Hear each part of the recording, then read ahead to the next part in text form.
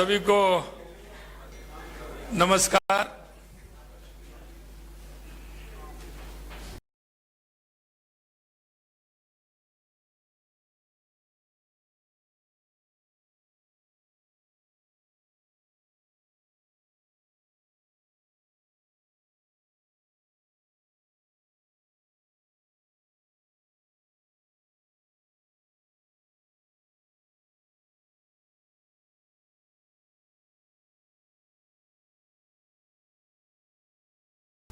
और उसके साथ आप सभी को बधाई। हमने आपके लिए बजट में कुछ प्रावधान किए हैं और आप ये मत समझना कि ये पहला कदम है, आगे और भी कदम बढ़ेंगे, उसके लिए बधाई। ये हमारा परिवर्तित बजट 2024-25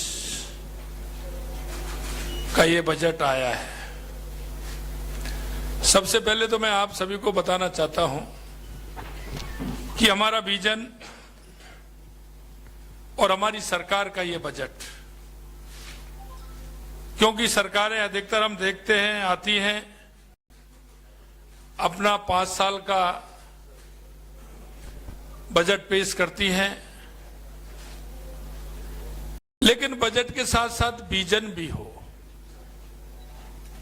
आपने देखा होगा देश के यशस्वी प्रधानमंत्री नरेंद्र मोदी जी ने 2014 के बाद देश के अंदर एक विजन, आगामी योजनाएं, 2047 तक का भारत कैसा होगा।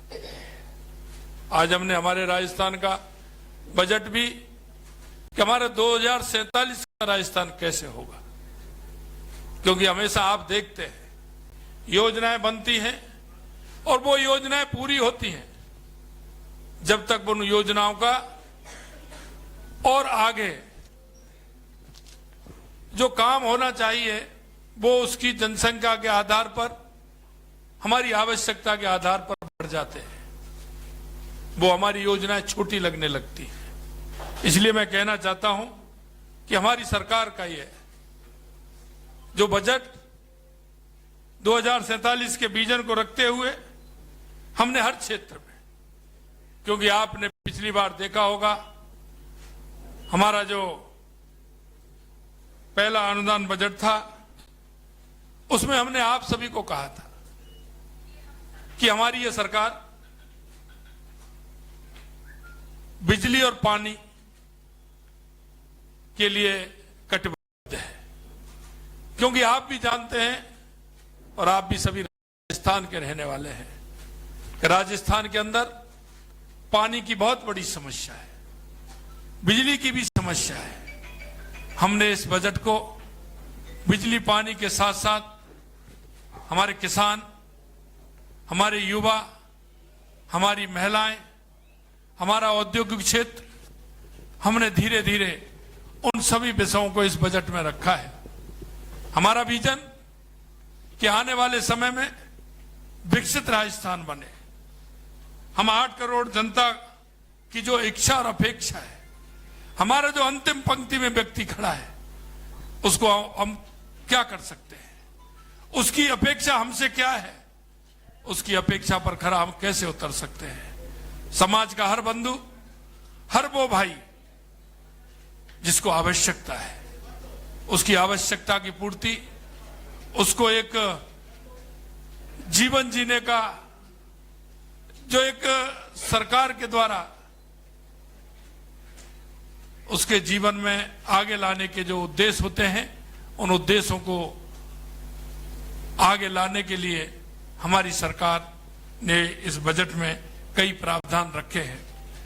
प्रदेश की 8 करोड़ जनता भाजपा का जिस तरह से अटूट विश्वास करते हुए उन्होंने हमें जो बहुमत दिया, हमारी सरकार कटिबद्ध है कि हम राजस्थान की 8 करोड़ जनता को उसका पूरा पूरा लाभ हम दें। अपना अग्रणी राजस्थान की दिशा में जनता की आशाओं और आकांक्षाओं को पूरा करने का वादा हमने संकल्प पत्र में किया था। इन वादों को पूरा करने के लिए हमारे मजबूत इरादे, दृढ़ इच्छा शक्ति आपने देखी होगी। हमने कहा था कि हम 45% वादे हमने जो हमारे संकल्प पत्र में थे वो हमने पूरे किए। हम आपको विश्वास दिलाते हैं, जिन वादों के साथ हम आए थे, हमारी इस बजट में आपने उनकी झलक देखी होगी। मैं आपसे इतना ही कहना चाहता हूं कि हमारी सरकार संकल्प पत्र के एक एक वादे को पूरा करेगी, क्योंकि सरकारें जो बजट देती हैं वो बजट वो देती हैं चुनाव आने का इंतजार करती हैं, अंतिम साल में देती हैं, या बजट चुनाव से पूर्व बजट में कुछ प्रावधान करती है। आपने देखा होगा हमारे इस बजट में हमने युवाओं के लिए जो हमने वायदा किया था, हमने कहा कि हम 4 लाख सरकारी नौकरियां देंगे। हमने बजट में पूरे में रखा है कि हम 4 लाख देंगे। पिछले उसमें हमने 70,000 के लिए कहा था कि हम आपसे कहना चाहते हैं इस बजट में 1 साल के लिए हम 1 लाख लोगों को सरकारी नौकरी देने का काम हमारी सरकार करेगी। यही नहीं, मैं आपसे कहना चाहता हूं कि हमारे यशस्वी प्रधानमंत्री नरेंद्र मोदी जी के विकसित भारत की संकल्पना को लेकर के विकसित राजस्थान की आधारशिला हमने आज इस बजट के माध्यम से रखी है। हम इस बजट में हमारे युवा, जैसा कि मैंने बताया, हमारे युवाओं की भागीदारी और भी बढ़े, इसके लिए आपने देखा होगा स्पोर्ट्स यूनिवर्सिटी का निर्माण भी हम करेंगे। इसके साथ साथ संभागों में स्पोर्ट के हम कॉलेज भी, हमारे महाविद्यालय हम उसमें खोलेंगे। इसके साथ साथ हमने कहा है कि हर जिले में जिस खेल के लिए हम काम करेंगे, जिससे कि टैलेंट निकल करके आए, 2036 का जो हमारा ओलंपिक है उसके लिए हमारी सरकार काम करेगी, जिससे कि हमारे युवाओं को एक इस तरह का साधन मिल सके जो अपनी प्रतिभा जो हमारे गांव में बैठी है वो निखर के आते हुए आगे आ सकती है। यही नहीं, आपने देखा होगा हमने जिस तरह से हमने किसानों के लिए हमने आपसे कहा था कि हम किसानों के उत्थान के लिए काम करेंगे। हमारी सरकार ने आते ही 175 रुपए हमने किसान का बोनस भी बढ़ाने का काम किया।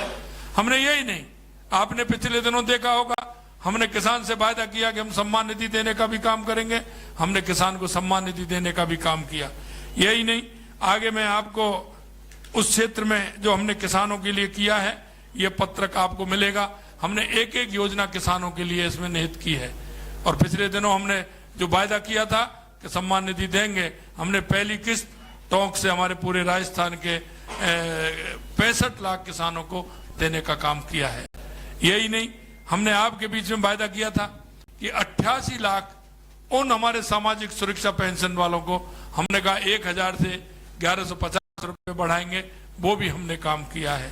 हमने ये भी कहा था कि आने वाले समय में पेयजल के लिए जो हम नल से जल जो योजना थी, आपने देखा होगा केंद्र की सरकार ने भी पैसा दिया, लेकिन पिछली सरकार का काम आपने देखा होगा, उन्होंने उस पैसे का उपयोग भी नहीं किया।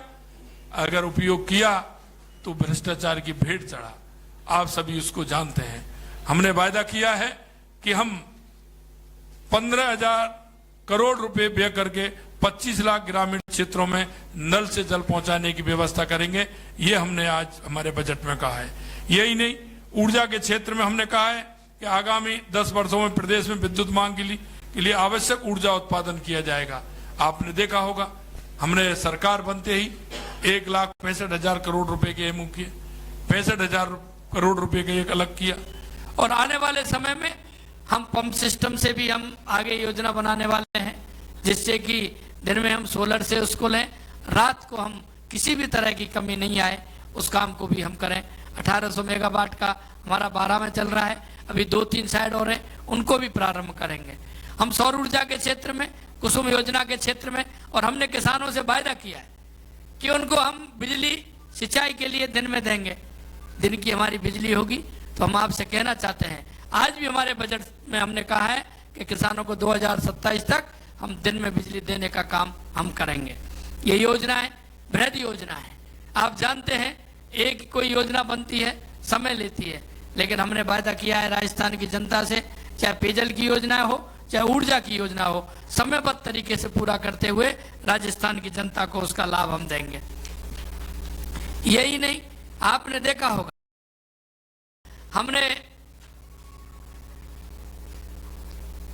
सड़कों के क्षेत्र में 5 वर्षों में 53 किलोमीटर लंबाई का सड़क नेटवर्क लगभग 60,000 करोड़ रुपए दे करके हमें बनाना है।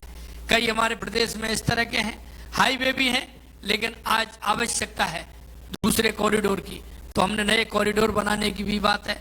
हमने हमारे उपखंड से जिले स्तर की जो सड़कें हैं वो सिंगल हैं, उनको भी हमने कहा है कि उनको 2 लेन बनाएंगे, उनको भी पूर्ण करेंगे, उसमें भी हम काम करने वाले हैं।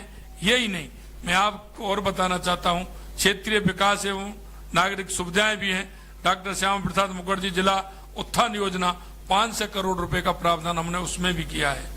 यही नहीं, 86 नगर निकाय जो हैं उनको उनके यहाँ मटेरियल रिकवरी फैसिलिटी केंद्रों का निर्माण भी हम कराएंगे। इसी तरह ठोस कचरे का जो प्रबंधन जो गंदगी फैलाने का काम करता है उसके लिए भी हमने कहा है कि ऐसी 71 निकाय हैं उनमें भी हम काम करेंगे। स्वच्छता के लिए हमें उसमें भी काम करना है। यही नहीं, औद्योगिक विकास के लिए हमने आपको बताया था कि हम औद्योगिक विकास के लिए हमारे इस तरह के 6 औद्योगिक क्षेत्र हैं जिनमें हम विकास करना चाहते हैं, उनका डेवलपमेंट हम करेंगे। हम जयपुर और दिल्ली के बीच में भी एक हम औद्योगिक क्षेत्र का निर्माण करने वाले हैं, तो एक अच्छा औद्योगिक क्षेत्र होगा। हाईटेक सिटी का भी हमने कहा है, वो भी हम करने वाले हैं। हमारे बाड़मेर रिफाइनरी है, उसके भी 145 प्रोडक्ट औद्योगिक क्षेत्र स्थापित कर रहे हैं।